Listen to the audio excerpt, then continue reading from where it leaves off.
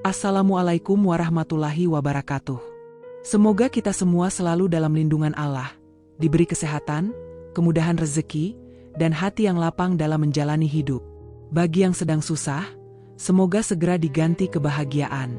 Bagi yang sedang bahagia, semoga kebahagiaannya bertambah dan berkah. Amin ya rabbal alamin. Cerita ini dimulai dari seorang pria bernama Andi. Usianya baru 29 tahun, tapi hidupnya sudah seperti roller coaster yang naik turun dengan sangat cepat. Andi bukan orang biasa.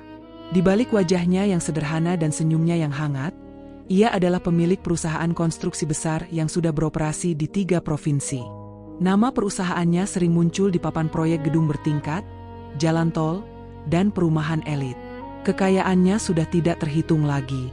Rumah pribadinya di kawasan elit Jakarta Selatan luasnya hampir 1 hektar, lengkap dengan kolam renang, taman, dan garasi yang bisa menampung belasan mobil mewah.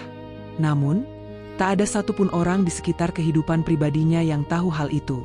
Andi memilih menyembunyikan semua kekayaannya. Bukan karena takut dirampok, tapi karena luka masa kecil yang masih membekas dalam-dalam. Dulu, saat masih kecil, Andi hidup dalam kemiskinan yang sangat berat. Ayahnya meninggal saat ia masih SD, ibunya hanya tukang cuci baju keliling. Andi sering diejek teman-teman sekolah karena pakaiannya bolong, sepatunya sobek, dan bekalnya hanya nasi dengan kecap. Yang paling menyakitkan adalah ejekan dari keluarga kaya di kampungnya.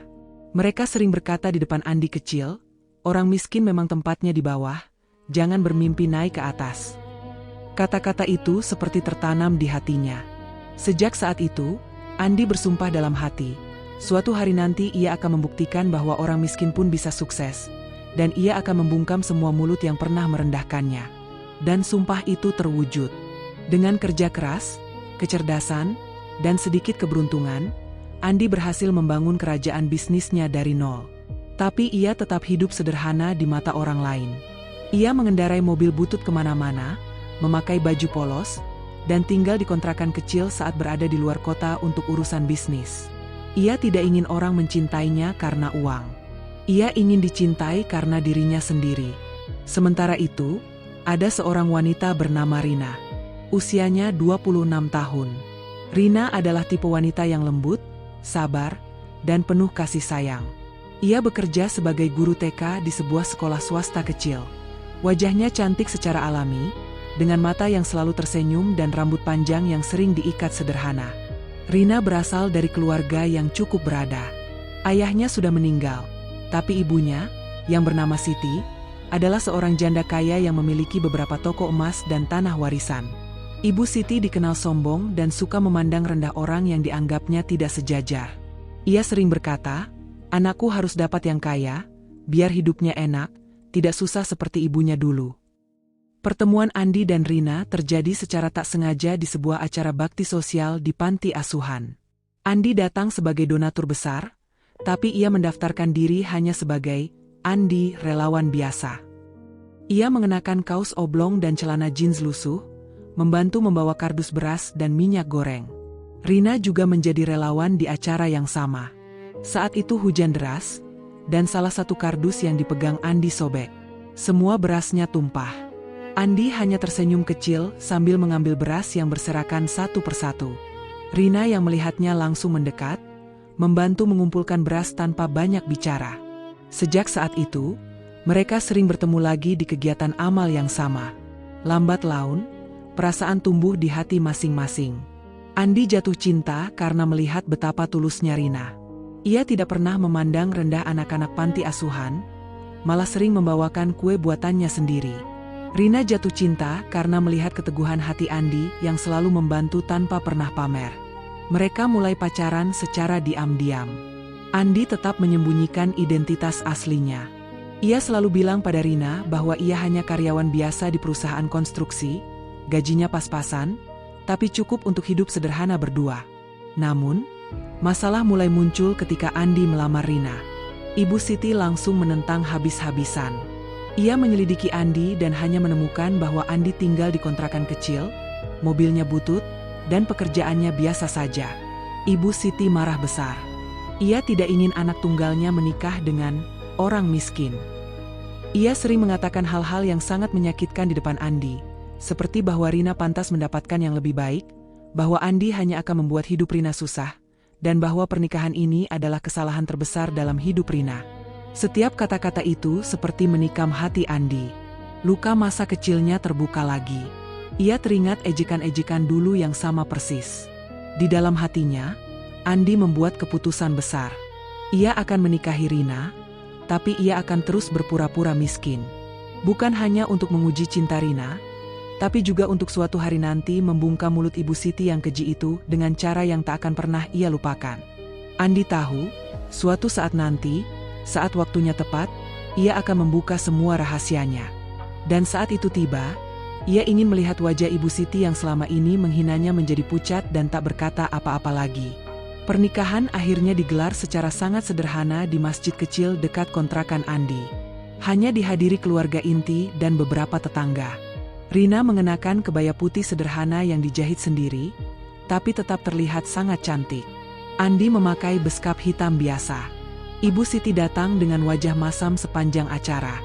Ia tidak memberikan restu sepenuh hati, tapi ia juga tidak bisa lagi menghentikan pernikahan itu karena Rina sudah teguh memilih Andi. Setelah akad satu nikah selesai, Andi memeluk Rina erat-erat di pelaminan sederhana. Di dalam hatinya, ia berdoa. Ia berdoa agar Rina tetap mencintainya apa adanya, meski nanti ia harus hidup susah untuk sementara waktu. Ia juga berdoa agar rencananya berjalan lancar, agar suatu hari ia bisa membuktikan kepada dunia, terutama kepada mertuanya yang keji, bahwa harga diri seseorang tidak diukur dari dompetnya, tapi dari hati dan perjuangannya. Dan dari situlah petualangan panjang mereka dimulai. Hidup pura-pura miskin, penuh air mata, tawa, dan cinta yang terus diuji setiap hari. Setelah akad nikah, Andi dan Rina langsung pindah ke kontrakan kecil di pinggiran Jakarta. Rumah itu hanya satu lantai, 2 kamar tidur, ruang tamu sempit, dan dapur yang menyatu dengan ruang makan. Dindingnya catnya sudah mengelupas. Lantainya keramik murah yang kadang terasa dingin di kaki. Atapnya dari asbes, jadi kalau hujan deras suaranya berisik sekali. Tetangga di kanan kiri ramah, tapi kebanyakan juga keluarga sederhana. Andi sengaja memilih tempat ini karena jauh dari lingkungan elit yang biasa ia datangi untuk urusan bisnis. Setiap pagi, Andi berangkat kerja dengan pura-pura. Ia mengenakan kemeja lengan pendek yang sudah agak kusut, celana bahan hitam, dan sepatu kets yang sengaja ia buat terlihat usang. Mobilnya tetap yang butut, sebuah sedan Jepang tahun lama yang suara mesinnya kasar. Ia bilang pada Rina bahwa ia bekerja sebagai sopir taksi online. Padahal, setiap kali keluar rumah, ia hanya muter-muter sebentar, lalu parkir di tempat sepi dan membuka laptop untuk mengurus perusahaan dari jarak jauh. Semua rapat penting ia lakukan lewat video call dengan kamera dimatikan atau background buram supaya tidak ketahuan. Rina percaya sepenuhnya.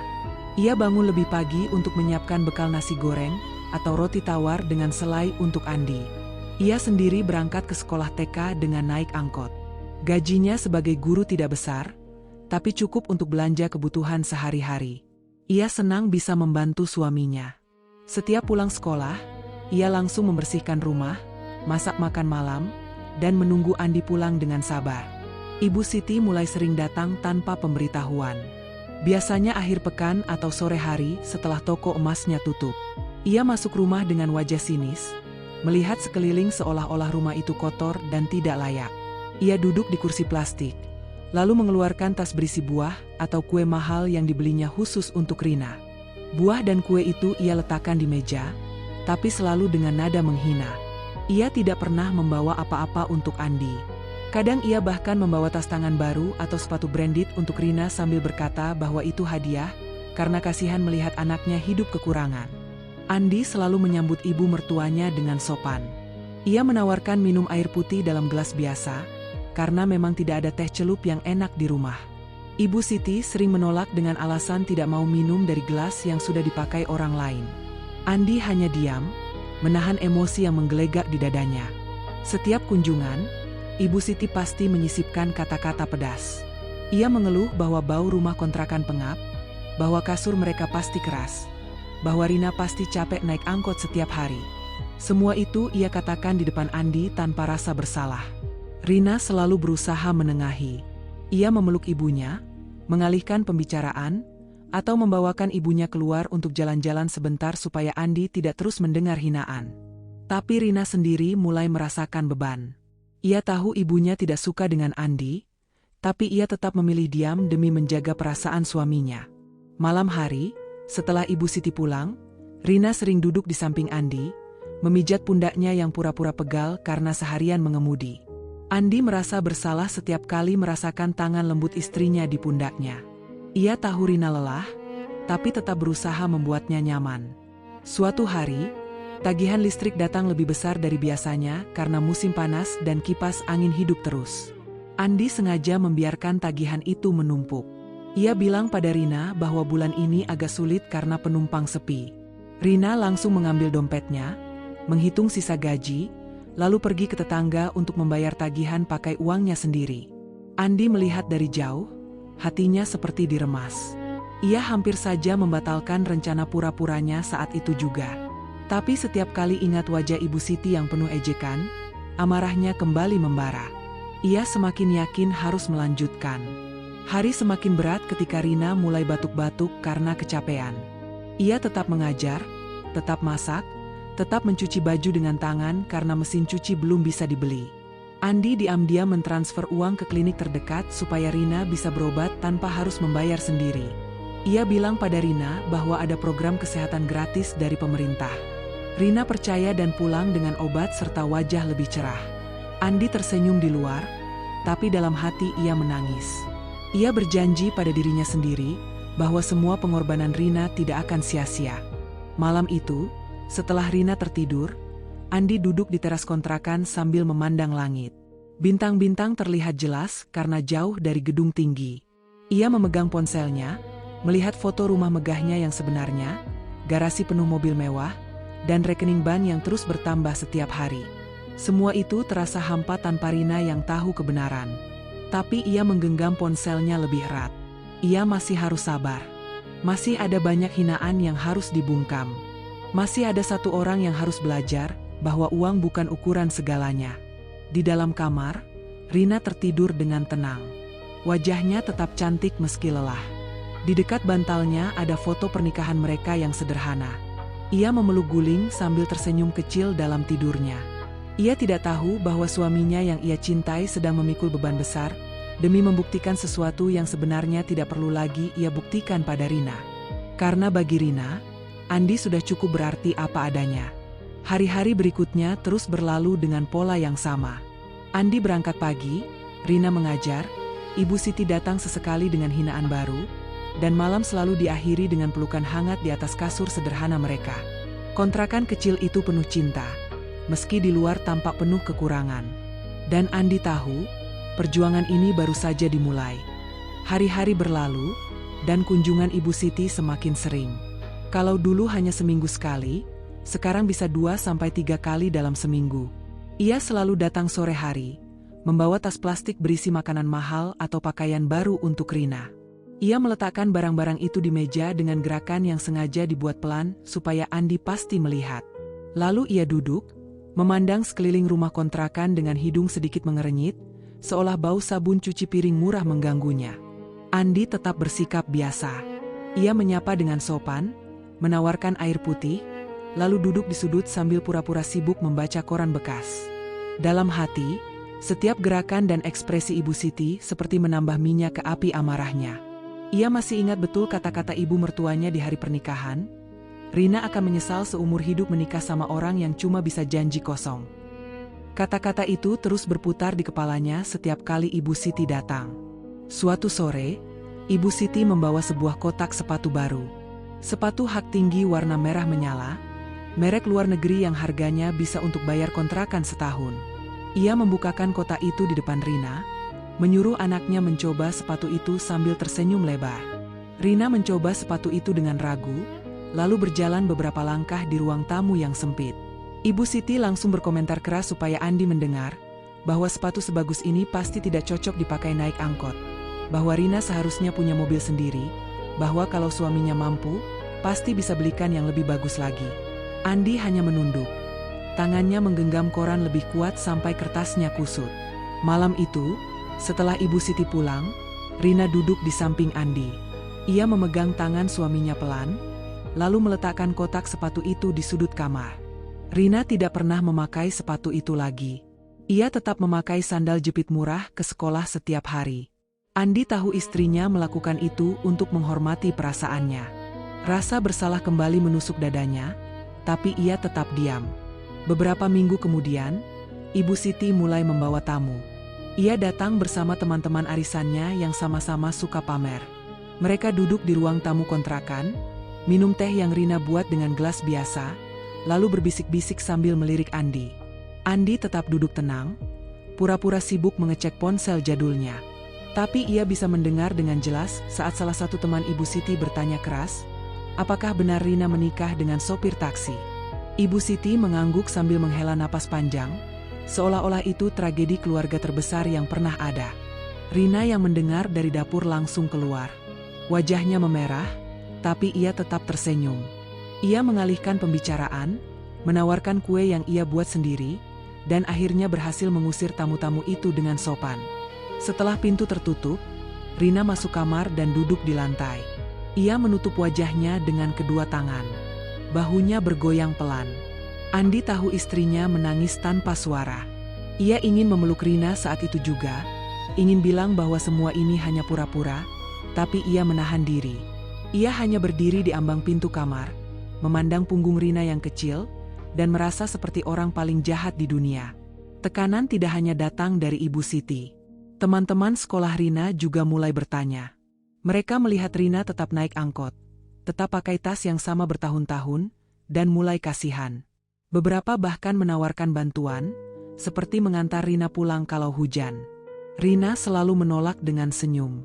Ia bilang suaminya baik, rumah tangganya baik-baik saja.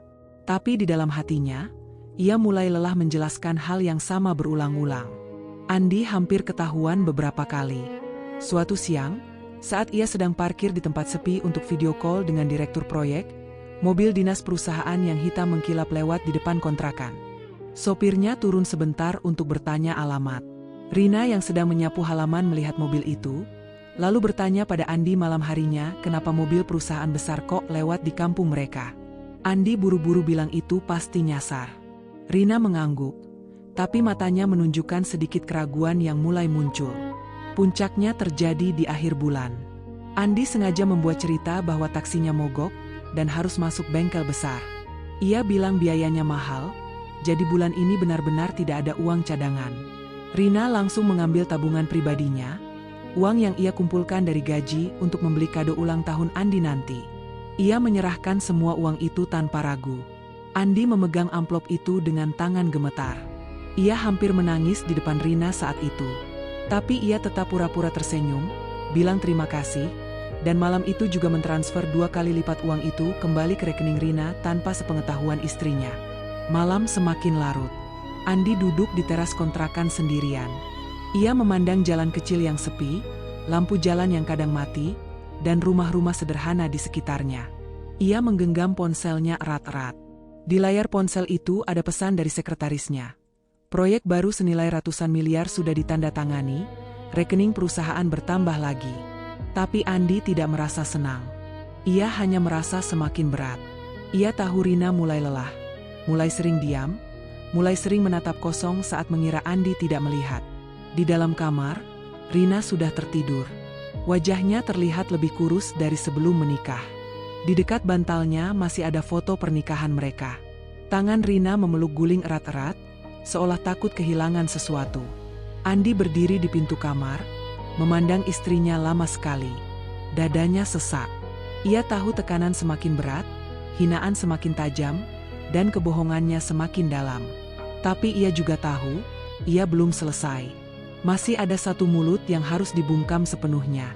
Dan untuk itu, ia harus terus bertahan. Meski hatinya sudah mulai retak sedikit demi sedikit. Andi mulai memperketat sandiwaranya. Ia sengaja membuat keadaan rumah semakin terasa sulit. Tagihan listrik sengaja dibiarkan menumpuk 2 bulan.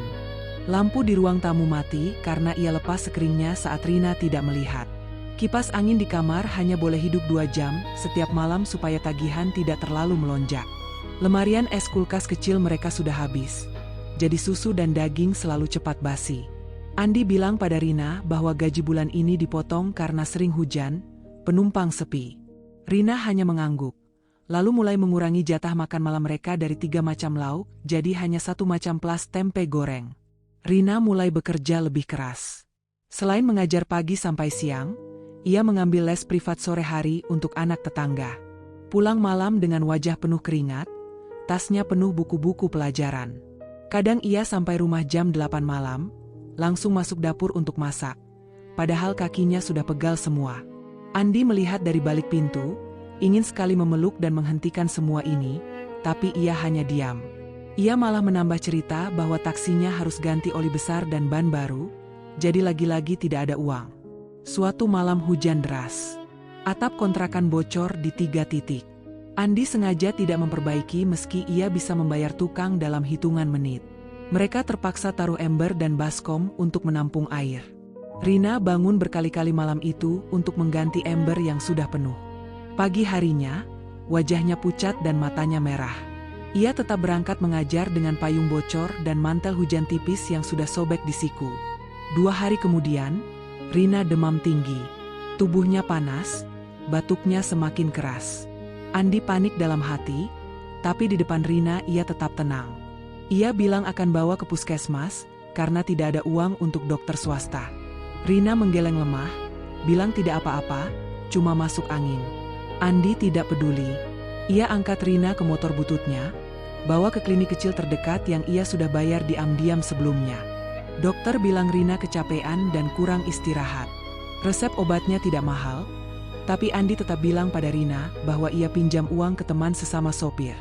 Rina terbaring di kasur sempit selama 3 hari. Andi pura-pura cuti kerja, padahal ia hanya duduk di samping kasur sambil memantau perusahaan lewat ponsel. Ia menyuapi Rina bubur nasi yang dimasaknya sendiri, mengompres dahi istrinya dengan air hangat, dan mengganti kain basah berkali-kali. Setiap kali Rina tertidur, Andi memandang wajah istrinya yang semakin kurus. Pipinya cekung, bibirnya pucat. Andi merasa seperti ditusuk berulang-ulang. Ia hampir membatalkan semua rencana malam itu juga, tapi bayangan wajah Ibu Siti yang selalu menghina membuat tangannya kembali mengepal. Ibu Siti datang tepat di hari kedua Rina sakit.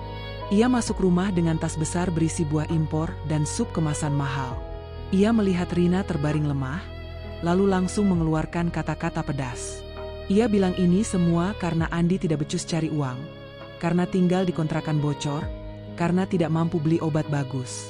Ia bahkan membentangkan selimut tebal baru di atas kasur Rina, sambil bilang kasihan anaknya harus sakit gara-gara suami yang tidak berguna. Rina yang sedang demam tinggi, hanya bisa menatap ibunya dengan mata berkaca-kaca. Ia tidak kuat membalas. Andi berdiri di sudut ruangan, tangannya mengepal di saku celana. Ia hampir maju dan membentak Ibu Siti saat itu, tapi ia menahan diri. Ia hanya menunduk, pura-pura sibuk mengambil air. Ibu Siti terus bicara, semakin keras, sampai akhirnya ia mengeluarkan kalimat yang paling menyakitkan. Lebih baik Rina pulang ke rumah ibunya, tinggal di rumah besar yang nyaman, daripada mati perlahan di kontrakan jelek ini. Setelah Ibu Siti pulang, Rina menangis pelan di kasur. Air matanya mengalir tanpa suara. Andi duduk di sampingnya, memegang tangan Rina erat-erat. Ia tidak tahu harus berkata apa. Ia hanya mengusap air mata istrinya dengan jari yang gemetar. Malam itu, untuk pertama kalinya, Andi benar-benar ragu. Ia duduk di teras sampai subuh, memandang langit gelap. Ia bertanya pada dirinya sendiri, sampai kapan ia akan terus menyakiti orang yang paling ia cintai demi membalas satu orang yang benci padanya. Keesokan harinya, Rina sudah agak baikan. Ia bangun, memaksa diri masak bubur lagi untuk Andi. Ia tersenyum lemah, bilang tidak apa-apa, sebentar lagi pasti sembuh. Andi memandang istrinya yang berusaha berjalan pelan ke dapur dengan tubuh masih lemah. Ia tidak tahan lagi. Ia masuk kamar, membuka dompet, dan mengambil kartu ATM pribadinya yang selama ini disembunyikan di dalam kaos kaki. Ia hampir keluar rumah untuk menarik uang dan mengakhiri semua sandiwara itu. Tapi saat ia membuka pintu, mobil Ibu Siti sudah terparkir di depan kontrakan lagi. Kali ini ibu mertuanya datang bersama seorang pria parubaya yang mengendarai mobil mewah. Pria itu turun membawa kotak besar, tersenyum lebar ke arah rumah. Andi langsung tahu ini pasti calon pengganti yang sudah disiapkan Ibu Siti untuk Rina. Amarah yang sempat padam langsung menyala lagi, lebih besar dari sebelumnya. Andi menutup pintu pelan, menyimpan kembali kartu ATM ke dalam kaos kaki. Ia menarik napas panjang. Rencana harus tetap berjalan. Cobaan yang ia buat sendiri ini masih harus dilanjutkan. Karena sekarang bukan hanya soal membungkam mulut Ibu Siti, tapi juga membuktikan bahwa cinta Rina tidak akan goyah meski ada godaan harta yang jauh lebih besar di depan mata. Rina yang masih lemah di dapur tidak tahu apa yang baru saja terjadi di depan rumah. Ia hanya tahu suaminya masuk lagi, memeluknya dari belakang, dan mencium keningnya lama sekali. Pelukan itu terasa lebih erat dari biasanya, lebih penuh rasa takut kehilangan. Dan di dalam pelukan itu, Andi berjanji dalam hati, sebentar lagi, semua akan selesai. Hanya sebentar lagi, hari-hari setelah Rina sembuh mulai terasa lebih tegang. Andi merasakan Rina sering memandangnya lama saat mengira ia tidak sadar. Matanya tidak lagi penuh kepercayaan seperti dulu, tapi ada sedikit keraguan yang tersembunyi. Andi tahu istrinya mulai bertanya-tanya dalam hati, tapi Rina tetap diam. Ia tidak pernah menanyakan apapun secara langsung. Ia hanya semakin rajin bekerja dan semakin hemat mengatur uang belanja. Suatu pagi, kejadian yang hampir merusak segalanya terjadi. Andi sedang duduk di warung kopi dekat kontrakan, tempat ia biasa parkir untuk mengurus perusahaan lewat laptop kecil yang disembunyikan di tas kain. Saat itu ada video call penting dengan tim proyek di luar kota. Andi memakai earphone, kamera dimatikan, dan duduk di pojok paling belakang warung. Tiba-tiba sebuah mobil pick-up perusahaan masuk ke gang sempit depan warung. Sopirnya turun, membawa map besar, dan langsung mendekati Andi. Pria itu memanggilnya, "Pak Direktur," dengan suara keras karena tidak tahu Andi sedang menyamar. Andi langsung berdiri, memberi kode diam dengan jari di bibir, lalu buru-buru menarik sopir itu ke samping warung. Ia berbisik cepat bahwa saat ini tidak boleh dipanggil begitu, lalu mengambil map itu dan menyuruh sopir segera pergi. Untungnya Rina sedang di sekolah, tapi beberapa tetangga sudah melirik dan berbisik. Andi pulang dengan wajah biasa, tapi jantungnya berdegup kencang sepanjang hari. Malam harinya, Rina pulang lebih lambat dari biasa. Ia duduk di ruang tamu, memandang Andi yang sedang pura-pura memperbaiki remote televisi. Ia membuka tas, mengeluarkan beberapa lembar uang receh hasil les privat, lalu meletakkannya di meja. Setelah itu ia hanya diam lama. Andi merasakan ada yang berbeda. Ia tahu Rina ingin bertanya sesuatu, tapi akhirnya istrinya hanya menghela napas pelan dan masuk kamar. 2 hari kemudian, Ibu Siti datang lagi. Kali ini ia tidak sendiri. Ia membawa seorang wanita parubaya yang katanya teman arisan. Wanita itu membawa kabar dari orang lain, bahwa ada yang melihat Andi di warung kopi bersama orang dari perusahaan besar. Ibu Siti langsung memandang Andi tajam, matanya penuh curiga. Ia duduk di kursi plastik, tangannya memegang tas tangan mahal erat-erat, lalu mulai mengawasi setiap gerakan Andi sepanjang sore itu. Andi tetap tenang. Ia pura-pura sibuk mencuci piring di dapur belakang. Tapi ia tahu sekarang ia harus lebih hati-hati. Ia mulai memindahkan semua urusan bisnis ke malam hari, atau saat Rina sedang tidur. Ia juga mengganti nomor ponsel kerja, memakai ponsel kecil terpisah yang selalu disembunyikan di dalam kotak sepatu tua. Beberapa hari kemudian, kejadian kedua terjadi. Andi lupa mematikan notifikasi email di ponsel utamanya. Saat ia dan Rina sedang makan malam, bunyi notifikasi berdering keras. Di layar terlihat judul email, Laporan Keuangan Triwulan, PT Andi Jaya Konstruksi. Andi langsung merebut ponsel itu, mematikannya dengan cepat, lalu bilang itu iklan salah kirim. Rina hanya mengangguk, tapi matanya kembali menunjukkan keraguan yang lebih dalam. Malam itu, saat Andi sedang mandi, Rina diam-diam membuka laci kecil di meja samping kasur.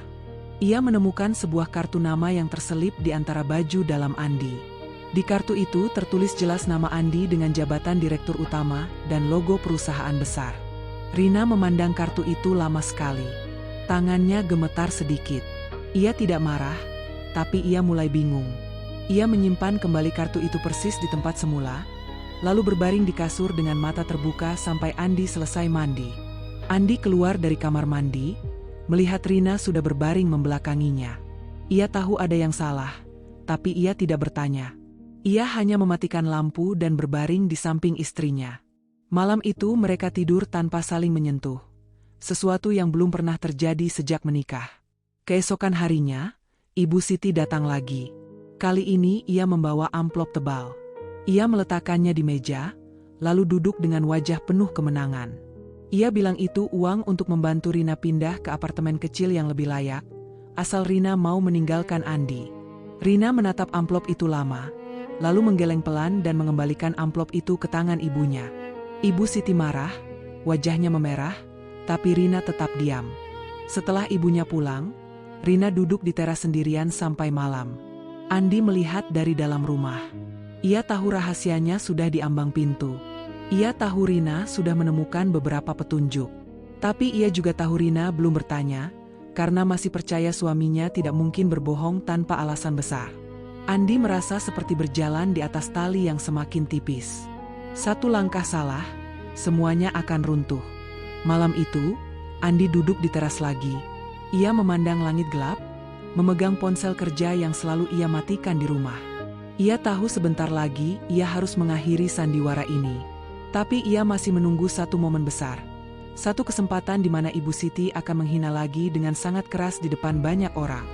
Saat itu tiba, ia akan membuka semuanya sekaligus. Ia ingin Ibu Siti merasakan malu yang dalam, malu yang tidak akan pernah bisa ia lupakan seumur hidup. Di dalam kamar, Rina masih terjaga. Ia memandang punggung Andi dari jendela.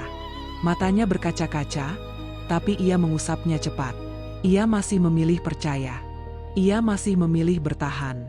Karena baginya, Andi tetap suami yang ia cintai, meski sekarang ada bayangan keraguan yang mulai mengintip di sudut hatinya. Dan di luar sana, malam semakin larut. Kontrakan kecil itu masih berdiri diam, menyimpan rahasia besar yang setiap hari semakin sulit disembunyikan. Hari Sabtu pagi, Ibu Siti mengirim pesan ke Rina. Isinya singkat, ada acara ulang tahun keponakan di rumah besar keluarga, semua saudara diundang, dan Rina harus datang bersama Andi. Rina membaca pesan itu berkali-kali, lalu menunjukkannya ke Andi dengan wajah cemas. Andi tahu ini jebakan, tapi ia tetap mengangguk. Ia ingin datang. Ia ingin melihat sampai seberapa jauh Ibu Siti akan mempermalukan mereka di depan orang banyak. Rumah keluarga Ibu Siti berada di kawasan elit di Jakarta Selatan. Bangunannya 3 lantai, halamannya luas dengan kolam ikan koi dan mobil-mobil mewah berjejer di garasi terbuka. Tamu yang datang kebanyakan saudara dekat dan teman-teman arisan yang sama-sama suka pamer. Andi dan Rina tiba dengan motor butut yang diparkir jauh di luar pagar karena malu. Andi memakai kemeja lengan pendek yang sudah agak pudar. Rina memakai gamis sederhana yang sering dipakai ke acara keluarga. Begitu masuk, suasana langsung berubah. Beberapa tamu melirik mereka dari atas sampai bawah. Ibu Siti menyambut Rina dengan pelukan hangat, tapi saat melihat Andi, wajahnya langsung menjadi dingin. Ia bahkan tidak menyalami Andi, hanya mengangguk kecil lalu berpaling. Andi tetap tenang. Ia memegang tangan Rina erat-erat supaya istrinya tidak gemetar. Acara dimulai dengan makan-makan di meja panjang yang penuh hidangan mahal. Andi dan Rina duduk di ujung paling belakang, dekat pintu dapur. Ibu Siti sengaja mengatur tempat duduk seperti itu. Saat makanan mulai disajikan, Ibu Siti bertepuk tangan memanggil Andi dengan suara keras. Ia menyuruh Andi membantu membawa piring-piring kosong ke dapur dan mengisi ulang minuman para tamu. Semua mata langsung tertuju ke Andi. Beberapa tamu tertawa kecil, beberapa berbisik. Andi bangun tanpa protes. Ia membawa nampan besar, mengambil piring kotor satu persatu, dan berjalan bolak-balik ke dapur. Setiap kali lewat, ada tamu yang sengaja mengomentari sepatunya yang sudah usang atau celananya yang tidak sesuai acara. Rina duduk dengan wajah memerah, tangannya mengepal di bawah meja. Ia ingin bangun membela, tapi ibunya terus memandangnya tajam supaya diam. Setelah makan selesai, acara lanjut ke sesi foto keluarga besar. Semua berdiri di tangga depan rumah. Ibu Siti mengatur posisi semua orang, tapi Andi sengaja ditempatkan di paling pinggir, hampir tersembunyi di balik tanaman. Saat foto diambil, Ibu Siti bahkan meminta Andi mundur lagi supaya tidak terlalu kelihatan. Beberapa anak kecil tertawa melihat Andi yang terus mundur sampai hampir jatuh ke kolam ikan. Puncaknya terjadi saat acara potong kue. Ibu Siti naik ke panggung kecil, memegang mikrofon, dan mulai berpidato. Ia mengucapkan terima kasih kepada semua tamu, lalu tiba-tiba menyebut nama Rina. Ia bilang betapa sedih hatinya melihat anak tunggalnya harus hidup susah setelah menikah. Ia bilang Rina dulu bisa belanja sesuka hati, sekarang harus naik angkot dan makan lauk seadanya. Ia lalu menunjuk Andi yang sedang berdiri di sudut, dan dengan suara lantang menyebut Andi, si miskin yang hanya bisa bawa motor butut. Ruangan langsung hening. Semua tamu menoleh ke Andi. Ada yang menutup mulut menahan tawa, ada yang menggeleng kasihan. Rina berdiri tiba-tiba, wajahnya pucat. Air matanya sudah mengalir. Tapi ia tidak peduli. Ia berjalan cepat meninggalkan ruangan, masuk ke kamar tamu di lantai atas, dan mengunci pintu. Andi tetap berdiri di tempatnya. Dadanya panas, tangannya mengepal keras sampai kuku menusuk telapak tangan. Ia hampir maju ke depan dan membuka semuanya saat itu juga, tapi ia menahan diri. Ia ingin Rina melihat sendiri nanti, saat waktunya benar-benar tepat. Acara berlanjut tanpa Rina. Andi tetap membantu membersihkan meja, mengangkut kursi, dan membawa sampah keluar. Ia melakukan semua itu dengan wajah datar, tapi di dalam hatinya badai sudah mengamuk. Setiap kali ia lewat depan Ibu Siti, ibu mertuanya tersenyum kecil penuh kemenangan. Ia yakin Andi tidak akan berani membalas. Malam menjelang, tamu mulai pulang. Andi naik ke lantai atas mencari Rina. Ia menemukan istrinya duduk di balkon belakang, memeluk lutut, wajahnya masih basah air mata. Andi duduk di sampingnya tanpa menyentuh. Mereka diam lama, hanya mendengar suara mobil tamu yang satu persatu meninggalkan rumah. Rina akhirnya bersandar pelan di pundak Andi. Bahunya masih bergoyang sesekali. Andi memeluk istrinya erat-erat, mencium rambutnya berkali-kali. Ia tahu malam ini adalah malam terberat bagi Rina sejak mereka menikah. Saat mereka pulang naik motor, hujan gerimis mulai turun. Jalanan licin, lampu motor kadang redup. Rina memeluk pinggang Andi lebih erat dari biasanya. Sepanjang perjalanan, air hujan bercampur air mata Rina membasahi baju Andi. Andi tidak mempercepat laju motor. Ia ingin Rina menangis sepuasnya malam ini. Karena ia tahu, sebentar lagi, tangis itu akan berubah menjadi kelegaan. Sampai di kontrakan, Rina langsung masuk kamar dan tertidur dengan baju basah. Andi duduk di teras sampai pagi. Ia memandang motor bututnya yang masih meneteskan air hujan. Di dalam sakunya, ia memegang kunci mobil mewah yang selama ini tidak pernah ia pakai di depan Rina. Ia tahu waktu pengungkapan sudah sangat dekat. Penghinaan malam ini adalah yang terakhir. Besok, atau lusa, atau paling lambat minggu depan, semua akan berakhir. Ia akan membuka semuanya. Dan saat itu tiba, ia ingin Ibu Siti berdiri di tempat yang sama, di depan orang yang sama, dan merasakan malu yang 1000 kali lebih besar. Malam itu, kontrakan kecil mereka kembali sunyi. Tapi di dalam hati Andi, sudah tidak ada lagi keraguan. Api amarah sudah mencapai puncaknya. Tinggal satu langkah lagi, dan mulut yang selama ini keji akan bungkam selamanya. Setelah malam penghinaan di rumah besar Ibu Siti, suasana di kontrakan menjadi lebih hening. Rina jarang bicara, hanya tersenyum kecil kalau Andi menanyakan sesuatu. Ia tetap bangun pagi, masak, mengajar, dan les privat. Tapi gerakannya seperti orang yang sedang memikirkan sesuatu berat. Andi tahu istrinya sedang bergulat dengan rasa malu dan kesetiaan. Ia ingin memeluk Rina setiap saat, tapi ia masih menahan diri. Ia tahu ujian terakhir sedang datang. Beberapa hari kemudian, sebuah mobil sedan hitam mengkilap mulai sering terlihat parkir di depan gang kontrakan. Pengemudinya pria berusia sekitar 40 tahun, berjas rapi, selalu memakai kacamata hitam. Namanya Pak Budi, teman bisnis lama Ibu Siti yang sudah 2 kali cerai, dan sekarang mencari istri baru. Ia datang membawa bunga besar, kotak coklat mahal, atau tas branded, semua ditujukan untuk Rina. Pertama kali datang, Pak Budi langsung masuk kontrakan dengan senyum lebar. Ia memperkenalkan diri sebagai sahabat lama Ibu Rina, lalu duduk di kursi plastik sambil memandang sekeliling dengan ekspresi kasihan. Ia meletakkan kotak hadiah di meja, lalu mulai bicara panjang lebar tentang rumahnya yang besar, mobilnya yang banyak, dan bisnis properti yang sedang naik daun. Rina hanya mengangguk sopan, Tangannya sibuk memegang gelas air putih yang tidak ia minum. Andi yang sedang pura-pura pulang dari Enduit, berdiri di pintu sambil memandang tamu itu dengan wajah datar. Pak Budi melirik Andi sekilas, lalu berpaling lagi seolah Andi tidak ada.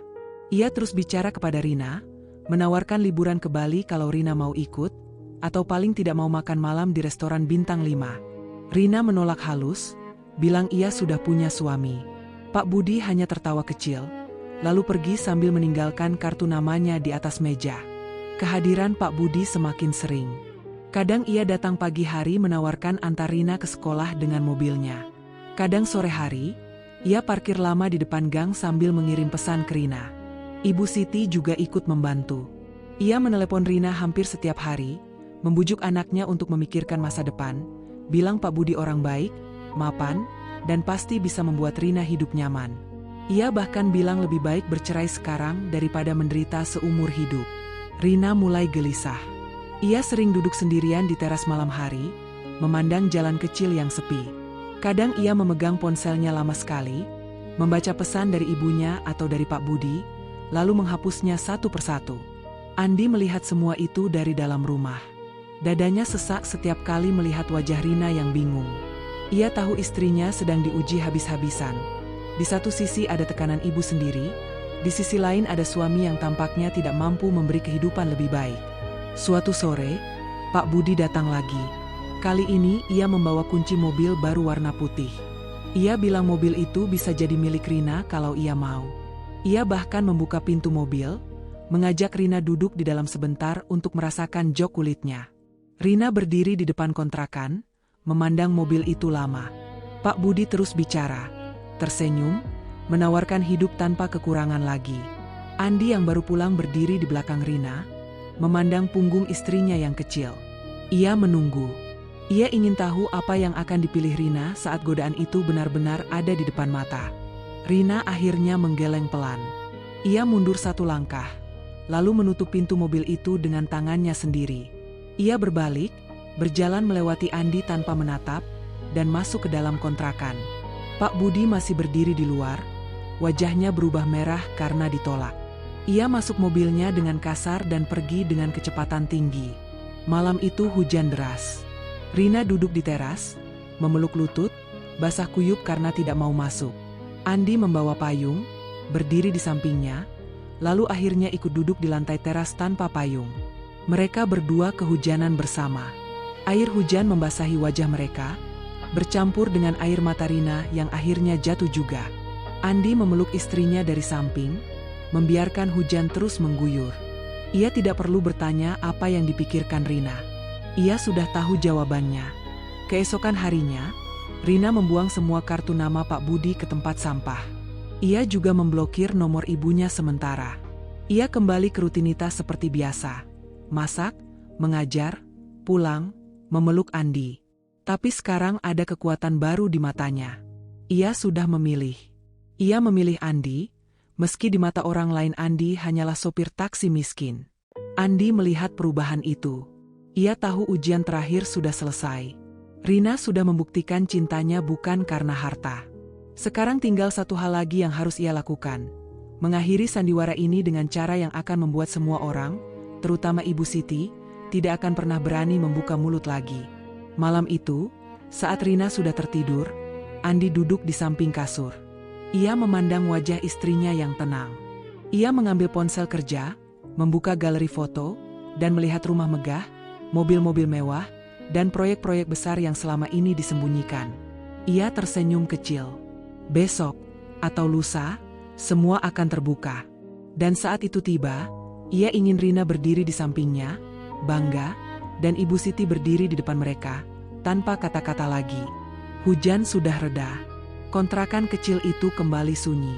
Tapi di dalam hati Andi, badai sudah berakhir. Tinggal menyapu puing-puingnya, lalu membangun kebahagiaan yang sebenarnya. Pagi itu dimulai biasa saja.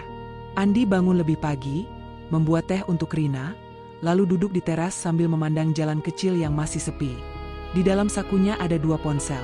Satu ponsel jadul yang biasa dipakai sehari-hari, satu lagi ponsel kerja yang selama ini disembunyikan. Ia menyalakan ponsel kerja, mengetik pesan singkat ke sekretarisnya, siapkan mobil, dokumen, dan surat-surat penting. Hari ini adalah hari yang ditunggu-tunggu. Menjelang siang, Ibu Siti datang tanpa pemberitahuan. Ia masuk kontrakan dengan langkah cepat. Wajahnya penuh amarah. Di tangannya ada map tebal berisi dokumen cerai yang sudah ia siapkan sendiri. Ia langsung meletakkan map itu di meja dengan keras, lalu berdiri di depan Rina yang sedang menyapu lantai. Ekspresinya menunjukkan ia sudah tidak sabar lagi. Ia ingin Rina menandatangani dokumen itu sekarang juga, pindah ke apartemen baru yang sudah ia beli atas nama Rina, dan meninggalkan Andi selamanya. Rina memandang map itu, lalu menggeleng pelan. Ia tetap menyapu, seolah tidak mendengar. Ibu Siti semakin marah. Ia mengeluarkan kata-kata paling keji yang pernah ia ucapkan selama ini. Andi disebut parasit, pemalas, penipu yang hanya memanfaatkan Rina, manusia paling rendah yang pernah ia kenal. Ia bahkan menarik tangan Rina keras-keras, memaksa anaknya duduk dan menandatangani dokumen itu. Andi yang selama ini berdiri di pintu kamar, akhirnya melangkah keluar. Ia tidak lagi menunduk. Ia berdiri tegak, memandang Ibu Siti dengan mata yang sudah tidak lagi menyembunyikan apapun. Di saat yang sama, suara mobil mewah terdengar masuk ke gang sempit. 2 mobil hitam mengkilap berhenti tepat di depan kontrakan. Pintunya terbuka, beberapa orang berjas rapi turun membawa map besar dan tablet. Salah satunya langsung membungkuk hormat ke arah Andi. Ibu Siti masih memegang tangan Rina, tapi gerakannya terhenti. Matanya melebar melihat mobil-mobil itu. Andi mengeluarkan ponsel kerja, menelpon seseorang, lalu berbicara dengan suara yang jelas dan tegas. Memerintahkan agar semua tamu undangan yang kemarin hadir di pesta ulang tahun dikumpulkan kembali sore ini di rumah besar Ibu Siti. Ia ingin pengumuman penting. Tanpa menunggu reaksi Ibu Siti, Andi mengambil kunci mobil dari orang berjas, lalu mengulurkan tangan ke Rina. Rina masih bingung, tapi ia tetap memegang tangan suaminya. Mereka keluar kontrakan, masuk ke mobil mewah yang masih beraroma baru. Ibu Siti hanya berdiri membeku di tengah ruang tamu, mulutnya terbuka tapi tidak ada suara yang keluar. Perjalanan ke rumah besar Ibu Siti hanya memakan waktu 30 menit. Selama di mobil, Andi akhirnya menceritakan semuanya kepada Rina. Ia membuka galeri ponsel, menunjukkan foto rumah aslinya, perusahaan, proyek-proyek besar, rekening bank, dan semua yang selama ini disembunyikan. Air mata Rina mengalir pelan, bukan karena marah, tapi karena akhirnya mengerti mengapa suaminya melakukan semua ini. Ia hanya memegang tangan Andi erat-erat sepanjang perjalanan. Sampai di rumah besar, tamu-tamu kemarin sudah mulai berdatangan lagi karena undangan mendadak dari pihak keluarga. Halaman penuh mobil mewah. Semua saudara dan teman arisan Ibu Siti sudah berkumpul di ruang tamu yang sama. Ibu Siti tiba beberapa menit setelah mereka, wajahnya pucat, masih tidak percaya dengan apa yang baru saja ia lihat. Andi masuk dengan tenang, Rina berjalan di sampingnya. Ia naik ke panggung kecil yang sama tempat Ibu Siti kemarin berpidato. Orang-orang berjas berdiri di belakangnya, membawa proyektor dan layar besar. Andi memulai dengan tenang. Ia memperkenalkan diri sebagai pemilik PT Andi Jaya Konstruksi, perusahaan yang selama ini mengerjakan gedung-gedung tinggi di Jakarta, jalan tol, dan perumahan elit. Layar menampilkan foto-foto proyek, laporan keuangan, dan penghargaan yang pernah diterima perusahaan. Ruangan langsung hening. Beberapa tamu menutup mulut, beberapa mengeluarkan ponsel untuk mencari nama perusahaan di internet. Ibu Siti berdiri di paling depan, tubuhnya gemetar, wajahnya berubah dari pucat menjadi merah karena malu. Andi melanjutkan. Ia menceritakan bagaimana ia pura-pura miskin sejak awal pernikahan, karena ingin menguji cinta Rina, dan membungkam mulut orang yang selalu menghina hanya karena melihat dompet. Ia tidak menyebut nama Ibu Siti langsung, tapi semua orang tahu siapa yang dimaksud. Ia lalu menunjukkan video pendek, rekaman kontrakan kecil, tagihan menumpuk, Rina naik angkot, Rina sakit, Rina menolak godaan Pak Budi. Semua ditampilkan jelas di layar besar. Air mata beberapa tamu mulai jatuh. Mereka menoleh ke Ibu Siti dengan tatapan menyalahkan. Ibu Siti mencoba bicara, tapi suaranya tersendat. Ia hanya berdiri membeku, tangannya memegang tas mahal yang sekarang terasa tidak ada artinya. Andi menutup dengan kalimat pendek. Ia sudah membuktikan bahwa cinta Rina tulus, dan sekarang tidak ada lagi yang perlu dibuktikan kepada siapapun. Ia lalu mengeluarkan kunci rumah megah, menyerahkannya ke Rina di depan semua orang, dan mengajak istrinya meninggalkan ruangan. Mereka berjalan keluar tanpa menoleh lagi. Di luar, mobil sudah menunggu. Rina memeluk Andi erat-erat di halaman, menangis dalam pelukan suaminya.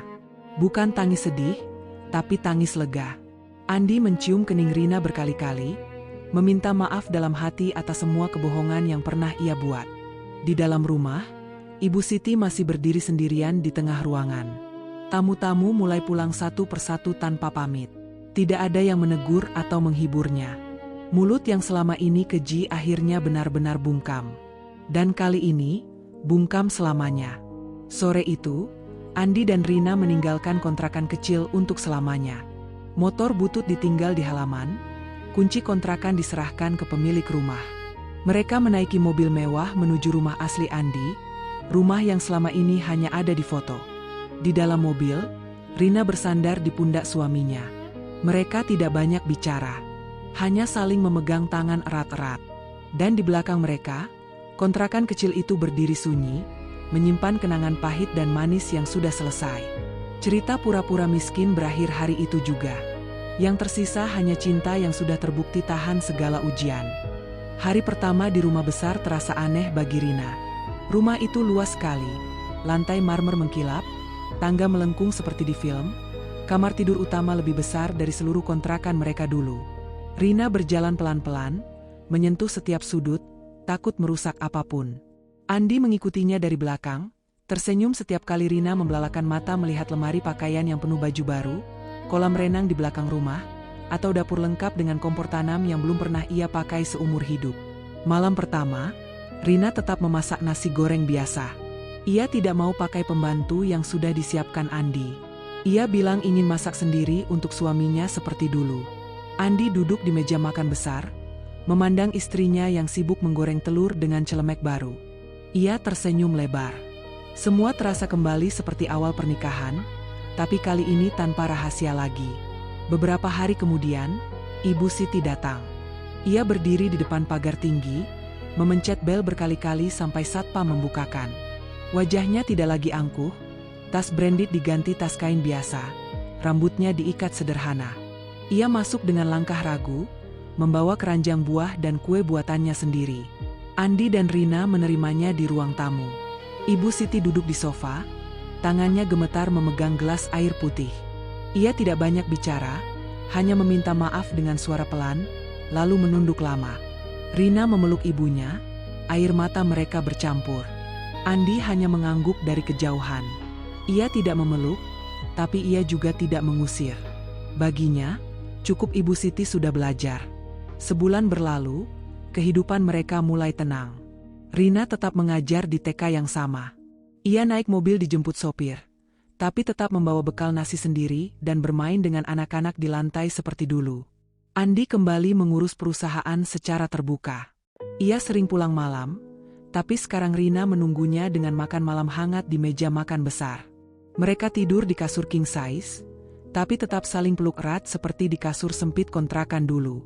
Suatu hari, Rina mengajak Andi kembali ke kontrakan lama. Mereka datang naik mobil sederhana, bukan yang mewah. Kontrakan sudah ditempati keluarga baru, tapi pemilik rumah masih ingat mereka. Rina masuk sebentar, melihat dinding yang dulu mereka cat bersama, tempat ember bocor diletakkan, dan sudut kecil tempat mereka sering duduk berdua malam-malam. Ia tersenyum, lalu memeluk Andi di depan rumah itu. Ia bilang semua kenangan di sini tetap indah, meski penuh susah. Andi lalu membawa Rina ke panti asuhan tempat mereka pertama bertemu.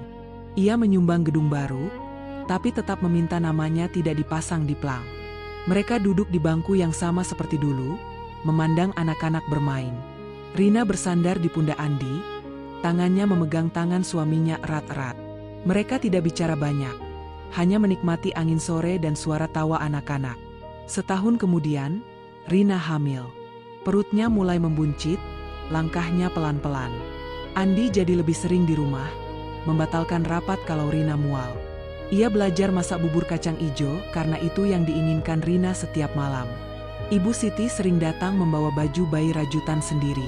Ia sekarang duduk di teras, ikut menjemur popok kecil, dan tersenyum setiap kali Rina memanggilnya, Bu. Hari kelahiran tiba. Anak laki-laki mereka lahir sehat, berat 3,5 kilo. Andi menangis di ruang tunggu rumah sakit, tangannya gemetar memegang ponsel memberi kabar ke semua orang. Rina tersenyum lelah di kasur rumah sakit, memandang bayi kecil yang mirip sekali wajah Andi. Mereka menamainya Arga, artinya gunung, karena perjalanan mereka penuh tanjakan tapi akhirnya sampai di puncak. Rumah besar sekarang penuh tawa. Ada suara bayi menangis malam hari, suara Rina bernyanyi pelan menggendong anak, suara Andi berlari dari kantor karena anaknya demam. Ibu Siti sering menginap, tidur di kamar tamu, bangun pagi untuk mengurus cucu. Wajahnya yang dulu keras sekarang lembut setiap memandang Arga. Suatu malam, Andi dan Rina duduk di balkon rumah. Arga sudah tertidur di dalam. Bintang-bintang terang di langit. Rina bersandar di dada Andi, tangannya memainkan jari suaminya. Mereka tidak bicara apa-apa, hanya menikmati angin malam. Semua luka sudah sembuh. Semua air mata sudah kering. Yang tersisa hanya rasa syukur dan cinta yang semakin dalam setiap hari. Dan disitulah cerita mereka berakhir. Bukan dengan harta, bukan dengan balas dendam, tapi dengan keluarga kecil yang utuh, rumah penuh kasih, dan hati yang akhirnya tenang. Terima kasih sudah mengikuti cerita ini sampai habis. Semoga kita semua selalu diberi kekuatan untuk memilih cinta yang tulus, kesabaran saat diuji, dan keberanian untuk memperbaiki kesalahan. Jangan lupa tersenyum hari ini, jangan lupa bersyukur, dan jangan lupa sholat. Wassalamualaikum warahmatullahi wabarakatuh. Sampai jumpa di cerita berikutnya.